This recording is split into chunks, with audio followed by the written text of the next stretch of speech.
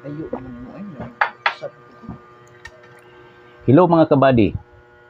Ano na sa kining inyong easy kabady aron sa pag Bible study dinhi sa Facebook. Praise God. Kung ikaw adunay mga pangutana, i-type ang imong pangutana kay ato kanang tagaan og pagtagad ang imong mga pangutana mga kabady. Busa adunay nangutana sa atong tun-an sa atong niaging pagtuon sa atong Bible study dinhi sa Facebook. Praise God. Atong natun-an sa miagi mga kabady ang mahitabo sa tao human jud sa kamatayon. Nga ang mahitabo sa tao human sa kamatayon mosunod dayod ang paghukom mga kabady. Wa kita magisgot og first judgment o usab kita magisgot og last judgment. Ang ato lamang gisgutan nga adunay ang mahitabo sa tao human sa kamatayon mosunod dayon ang hukom sa Dios mga kabady. Busa mo abot ra tanan pagtulon-ana kining pirmirong judgment o second judgment mga kabady. O kining atong pagtuon dinhi sa pulong sa Dios, dili kini alang sa mga kamauna sa pulong sa Ginoo, dili kini alang sa mga Kristohanon mga kabady, kundi alang ang atong pagtuon dinhi sa Facebook, sa Bible study nito dinhi sa Facebook, alang ni adtong mga tao nga wala pa mahibalo sa pulong sa Dios mga kabady. Busa dili kita maglangan mga kabady, ang tema nga atong pagtulun-an karon mao kining kaluwasan. Hallelujah, praise God, kaluwasan. Maghisgot kita og kaluwasan. Ato ding ablihan ang atong mga Biblia diha sa Epeso 1:13. Atong basahon. Praise God.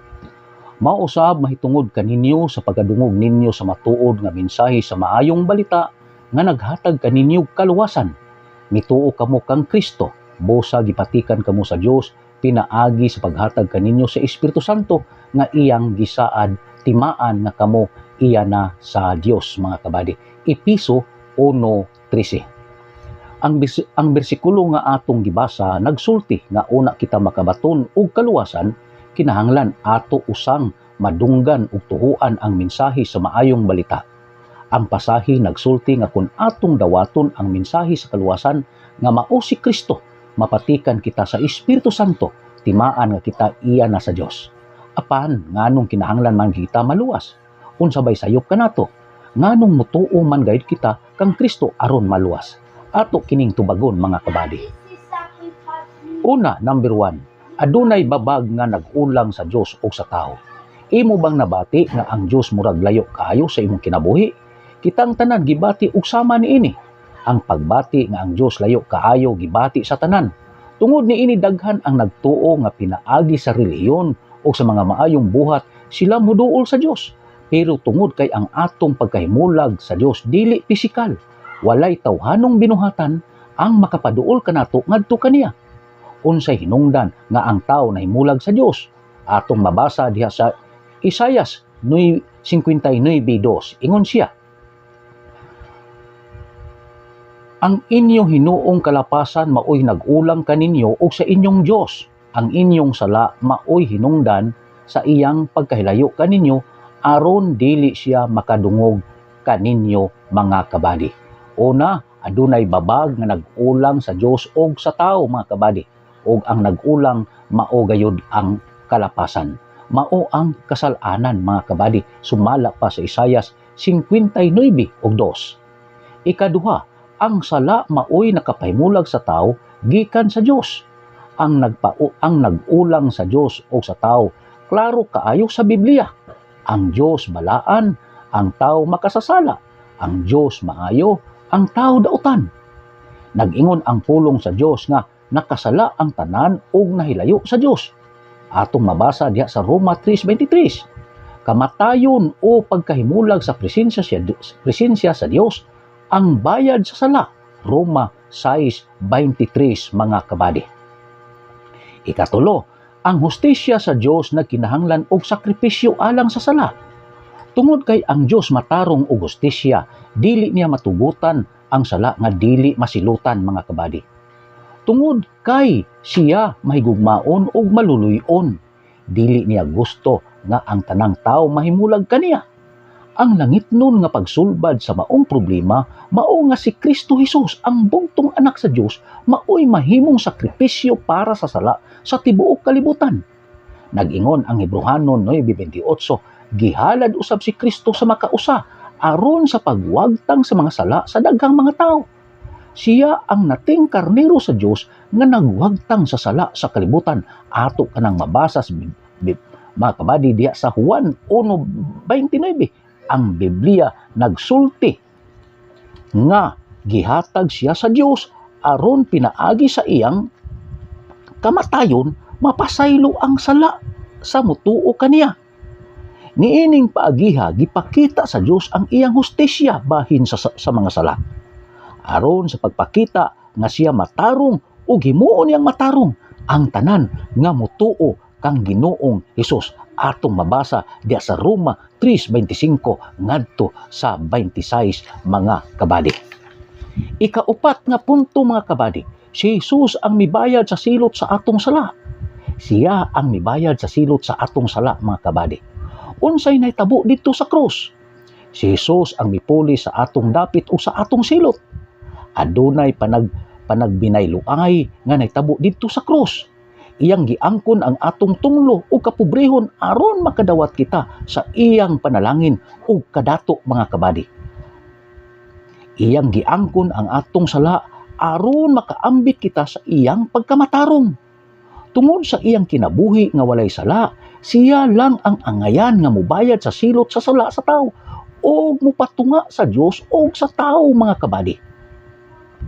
Tungod niini ang atong kaluwasan na base sa gibuhat ni Jesus didto sa krus og dili unsay atong nabuhat para kaniya.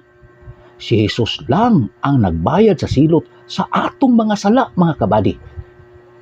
Ang ikaduhang Korinto 5:21 nagsulti nga walay sala si Kristo apan gipaambit siya sa Dios sa atong sala aron kita sa atong pagkahiusa kaniya makaambit sa pagkamatarong sa Dios mga kabady. Ikalima mga kabady, maluwas kita kung atong talikdan ang sala o musalig kang Kristo. Kitang tanan nakasala batok sa balaan ug matarong nga Dios. Ang bayad sa sala mao ang pagkahimulag sa buhi nga presensya sa Dios ug ang silot ngadto sa impierno. Ang Dios hustisya og mosilot gayod sa sala.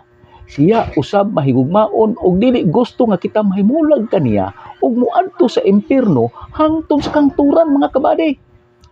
Mao nga iyang gipadala ang iyang bugtong anak nga si Jesucristo para mubayad sa silot sa atong sala didto sa krus. Atong mabasa diya sa Roma 5:8. Tungod sa iyang kinabuhi nga walay sala, ang kamatayon wala makapugong kaniya. Nabanhaw siya gikan sa mga minatay sa ikatulo ka adlaw. Buhi si Jesus mga kabady. Apan sa dili pa moinom sa tagkape mga kabady.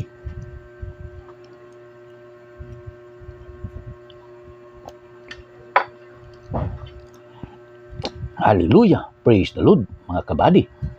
Ania siya karon og anda muhatag og kapasayloan ni adtong anda maginulsol sa ilang mga sala mga kabady.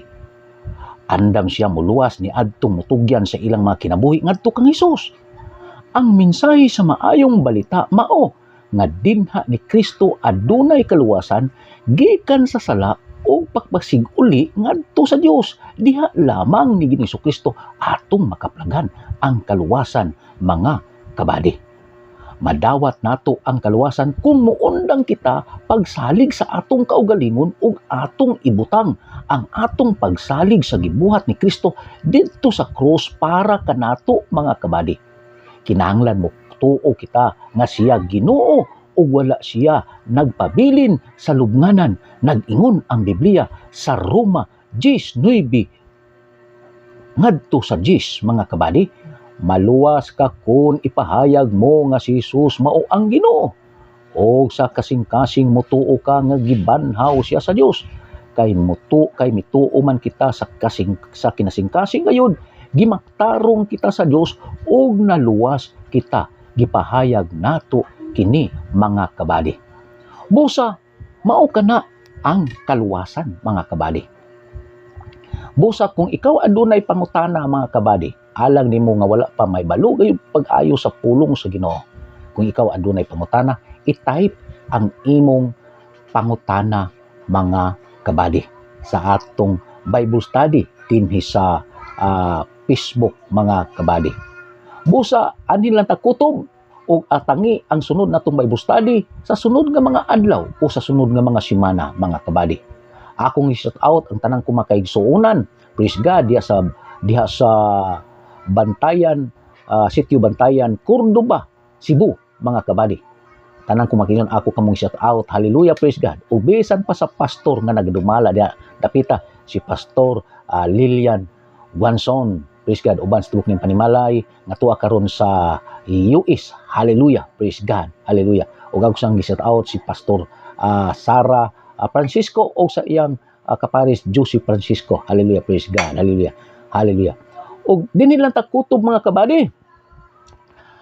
Dalaygon ang atong buhi nga Dios nga nagabuhat sa langit o sa yuta ug amahan sa atong Ginoong Hesukristo ug diniyugan sa Espiritu Santo ang Dios magapanalangin kanatong tanan, mga kabady. Praise God, hallelujah.